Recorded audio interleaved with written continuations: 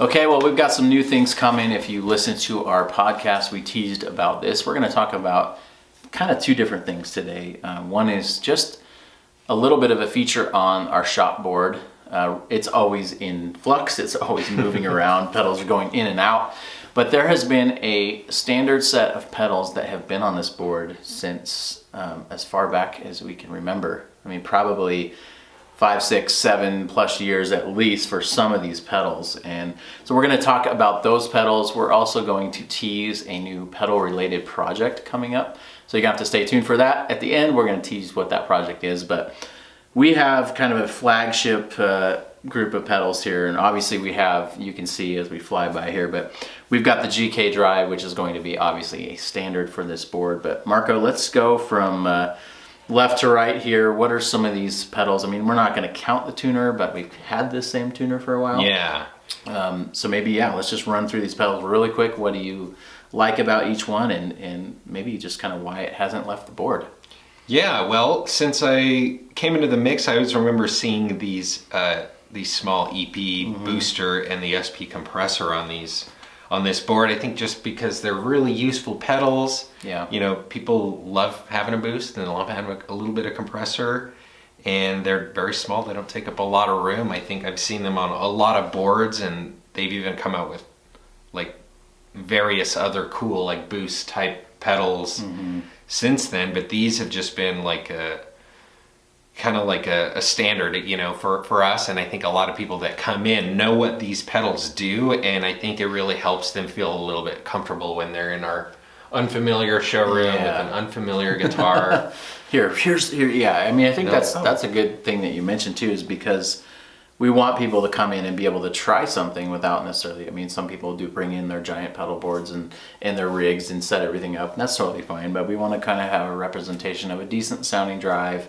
Like you said, compression for those guys who like to use compression, but really the SP is like very versatile compressor as well. And then kind of moving down to the Jetter Gold Standard, that's kind of been the standard, to play on words, drive pedal, just because both sides sound so good. Really good for if you want more gain, if you want more, you know, kind of bluesy sort of drive, you can kind of have either or both, which is really good. So chances are we can dial that pedal into anyone's preferred distorted taste. So, and then last but not least, at the end, what do we have there? The GK Drive, or you're not going all the way to the end there, the EP. Oh, the EP booster, yeah. Yes. So that's just the booster, and that's the one I guess I started with. I thought I heard him say left to right. So it was, yeah. You're like, which is left, which is right. But yeah, it's just a little booster. So after you set your distorted tone with your gold standard, or however you want the overdrive to be shaped, then that booster will just kind of push it over the cliff, you know, help the amp reach full saturation. Or if you're on the Charvel and you really want to get those pitch harmonics to come out, it's super cool pedal. And I mean, sometimes it's nice to even just use that boost by itself through like an amp that's already kind of starting to break up a little bit. Yeah, I think that's a way that I really like to use it, because I like having pedals, but I also like not having pedals, you know, and not having to plug stuff in. Right. But you can get so many cool flavors out of just these pedals, and I know maybe some people would look at this and think this is all like drives, but you know, it's all in kind of how you set it. And yeah, I think you can hit a lot of cool, even like clean boost tones with all of these pedals. So yeah, and we've kind of had the MXR carbon copy kind of in and out of this board as well, and we're actually kind of, this is, you know, version 300 and whatever of what is actually on the board. More pedals are going to come soon, more configurations with the main shop board. We're probably going to create a couple different boards for different projects, but as we tease in the open, the new project coming up is a very cool thing. We're really, really excited about working with our friends over at Pedal of the Day, Mike over there. We are going to be doing a whole video series called Pickups and Pedals.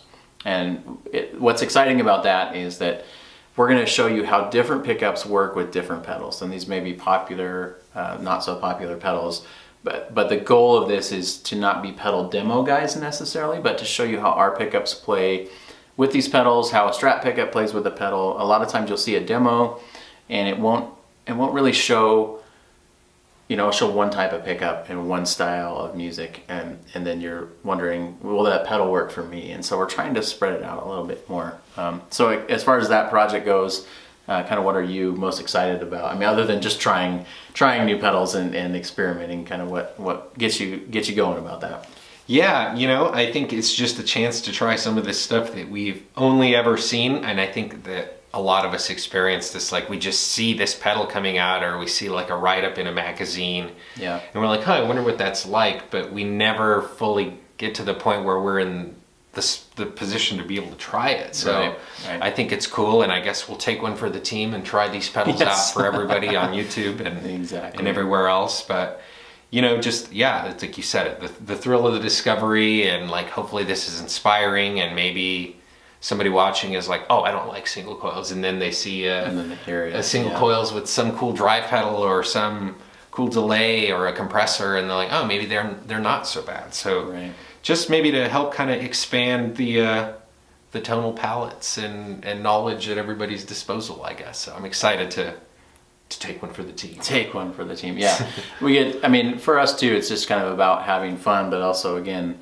we get a lot of questions, practical wise. This is like, we get a lot of questions. Well, how does, this is what I have. If you filled out our pickup chooser form, you see, show me your gear and tell me what you have. And so if you've got a pedal and then you've got a Strat, but you can't find any Strat demos through this, we really want it to be simple. We want it to be clean and kind of efficient, kind of not overproduced. If you watch our channel, nothing's really overly produced, and nothing wrong with that. But I think in the style of the way that we want to show stuff, we really want it to be a practical application. And so when we do that, we're still setting up the dynamics and building all that system, but we'll tell you what pickup we're using, what pedal we're using. You'll obviously be able to see the knob settings. Kind of definitely like Mike's style pedal of the day, kind of his very simple, here's the pedal, here's what's going on, a lot of write-up, a lot less like, showing of the player playing. It's just more straightforward, here's what the pedal sounds like, and honestly for us to just explore different designs and how our pickups respond to them, because a lot of times people will actually, it's kind of weird, people ask us, well, what would you get? I have a hole on my board, what would you get that works well with your Anthems or works well with your vintage custom Strat? And so that's something we want to do, just to provide that extra knowledge base, but also have a lot of fun doing it. So excited about that, looking forward to sharing more about that, the new project that's coming up called Pickups and Pedals. Thanks so much, guys.